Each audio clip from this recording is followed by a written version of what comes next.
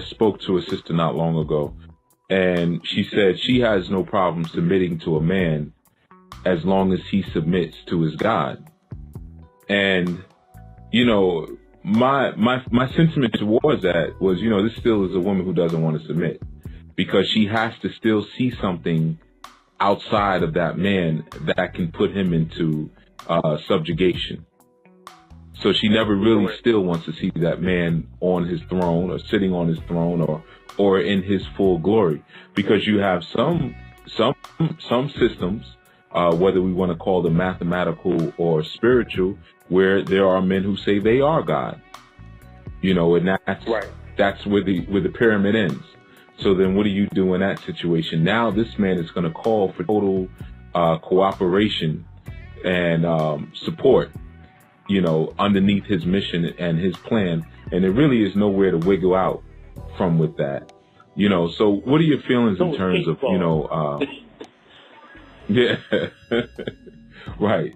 You know, so just in terms of women who desire to always know that there's someone to hold you in check to, you know, what are your thoughts on that? And sometimes it's an elder, by the way. It may not even be your God, but I find that it's easier to make it God, because that's more subjective and mutable and open to interpretation.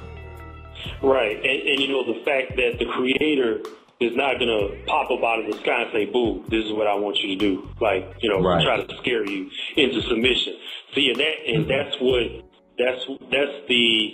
their escape clause, because they're trying to manipulate you into going for the okie doke.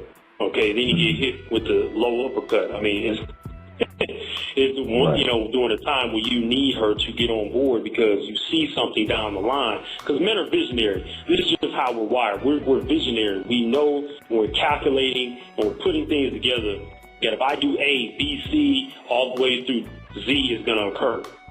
And we want to take direct action. We want everybody on the same page. So when they're saying that, oh, I'll submit to a man who submits to his deity or to the Creator, well, what they're actually saying is, until they disagree with what you say the Creator is telling you, at that point, they got to do what you say, because that's not what they think the Creator told you. Right. And I've had the experience that when I was still steeped in what I call pseudo-monogamy, and I define that in the next volume of my book.